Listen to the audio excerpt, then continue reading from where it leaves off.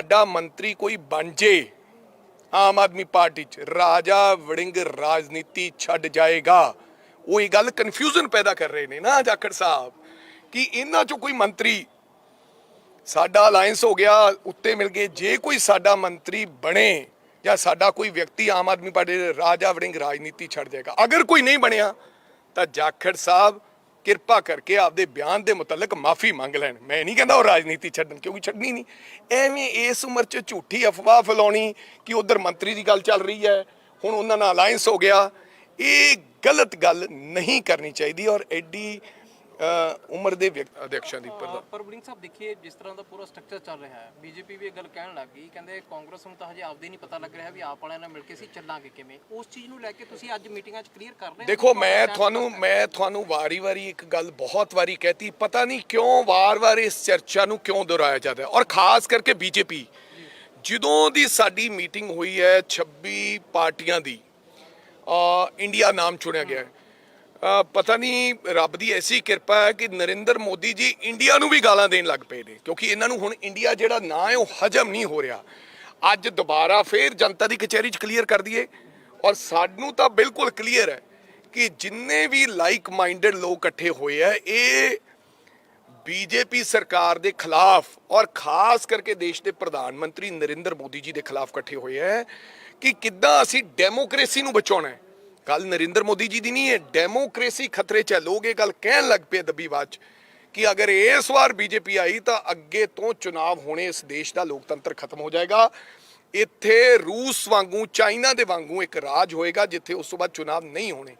ਸੋ ਉਹ ਸਾਰੇ ਦਲ ਇਕੱਠੇ ਹੋਏ ਹੈ। ਹਾਲਾਂਕਿ ਅਸੀਂ ਪ੍ਰਦੇਸ਼ਾਂ, ਚਾਹੇ ਉਹ ਕੇਰਲਾ ਹੈ, ਚਾਹੇ ਉਹ ਬੰਗਾਲ ਹੈ, ਚਾਹੇ ਉਹ ਪੰਜਾਬ 'ਚ ਹੈ, ਅਸੀਂ ਵੱਖ-ਵੱਖ ਲੜਦੇ, ਸਾਡੇ ਮੁੱਦੇ ਵੱਖ-ਵੱਖ ਹੈ, ਸਾਡੀਆਂ ਮੰਗਾਂ ਵੱਖ-ਵੱਖ ਹੈ, ਔਰ ਅਸੀਂ ਸਿੱਧੀ ਲੜਾਈ ਹੈ। ਅੱਜ ਮੇਨ ਆਪੋਜੀਸ਼ਨ ਪਾਰਟੀ ਬੀਜੇਪੀ ਦਾ ਕੋਲੇ ਇੱਕ ਵਿਧਾਇਕ ਆ, ਉਹ ਵੀ ਘਰੇ ਰੁੱਸੇ ਬੈਠੇ ਨੇ, ਅਸ਼ਵਨੀ ਜੀ, ਉਹ ਬੀਜੇਪੀ ਦੇ ਨਾਲ, ਕਿਉਂਕਿ ਅੱਜ ਦਾ ਜਿਹੜਾ ਪ੍ਰਧਾਨ ਸਾਹਿਬ ਆਏ ਨੇ ਆਦਰਨੀय ਜਾਖੜ ਸਾਹਿਬ, ਉਹ ਕਾਂਗਰਸ 'ਚੋਂ ਗਏ ਨੇ।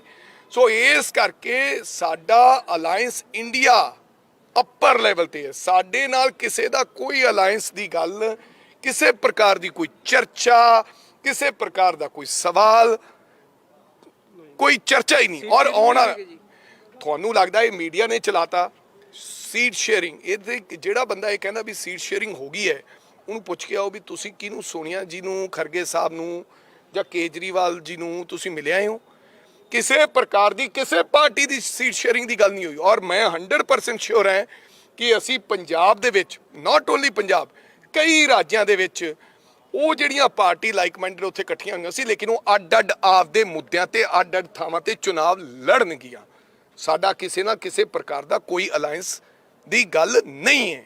ਇਹ ਵਾਰ-ਵਾਰ ਚਰਚਾ, ਔਰ ਮੇਰੀ ਬੇਨਤੀ ਹੈ ਬੀਜੇਪੀ ਵਾਲੇ ਆਪਦੀ ਗੱਲ ਕਰਨ, ਕਿਉਂਕਿ ਚਰਚਾ ਇਹ ਹੈ ਕਿ ਸਾਰੀ ਬੀਜੇਪੀ ਜਿਹੜੀ ਪੁਰਾਣੀ ਕਾਂਗਰਸ ਸੀ, ਜਿਨ੍ਹਾਂ ਨੂੰ ਅਸੀਂ ਜਿਹੜੇ ਵਿਚਾਰਿਆਂ ਨੂੰ ਇਗਨੋਰ ਹੋ ਗਏ, ਜਿਨ੍ਹਾਂ ਨੂੰ ਲਾਤਾ ਦਿੱਤਾ ਗਿਆ ਸੀ, ਉਹ ਉਧਰ ਚਲੇ ਗਏ। ਅੱਜ ਬੀਜੇਪੀ ਵਾਲੇ ਮਹਿਸੂਸ ਕਰ ਰਹੇ ਆ ਕਿ ਗਵਰਨਰ ਨੂੰ ਕਿਤੇ ਜਾਂਦੇ ਹੈ ਜਾਂ ਹੜ੍ਹ ਪੀੜਤਾਂ ਕੋਲੇ ਜਾਂਦੇ ਹੈ ਪ੍ਰਧਾਨ, ਤਾਂ ਸਾਰੀ ਕਾਂਗਰਸ ਹੀ ਪੁਰਾਣੀ ਨਜ਼ਰ ਆਉਂਦੀ ਹੈ।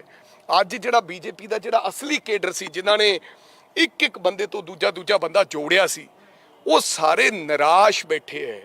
ਅੰਦਰ ਹੀ ਅੰਦਰ ਬਹੁਤ ਵੱਡਾ ਵਿਰੋਧ ਹੋ ਰਿਹਾ ਹੈ, ਔਰ ਖਾਸ ਕਰਕੇ ਅੰਦਰ ਬੀਜੇਪੀ ਦੇ ਵੀ ਹੈਗਾ, ਦਲਿਤ ਭਾਈਚਾਰੇ 'ਚ ਬਹੁਤ ਵੱਡਾ ਵਿਰੋਧ ਹੈ ਬੀਜੇਪੀ ਦਾ। ਔਰ ਮੈਂ ਉਹਨਾਂ ਨੂੰ ਇਹ ਸਵਾਲ ਪੁੱਛਦਾ ਹਾਂ, ਕਿਰਪਾ ਕਰਕੇ ਜਾਖੜ ਸਾਹਿਬ ਇਹ ਗੱਲ ਕਲੈਰਿਟੀ ਲੈ ਕੇ ਆਉਣ, ਇਹ ਦੱਸਣ ਕਿ ਅਲਾਇੰਸ ਪੱਕਾ ਅਕਾਲੀ ਦਲ ਨਾਲ ਤੁਹਾਡੇ ਗੱਲ ਮੁੱਕ ਚੁੱਕੀ ਹੈ ਕਿ ਅਜੇ ਬਾਕੀ ਹੈ। ਜਿਹੜੀ ਸਾਡੇ ਕੋਲੇ ਖਬਰਾਂ ਦੇ ਮੁਤਾਬਕ ਤਾਂ ਮੁੱਕ ਚੁੱਕੀ ਹੈ ਕਿ 5 ਸੀਟਾਂ ਬੀਜੇਪੀ ਲੜੇਗੀ ਤੇ 6 ਸੀਟਾਂ ਅਕਾਲੀ ਦਲ ਲੜੇਗਾ ਤੇ Subscribe to One India channel and never miss an update.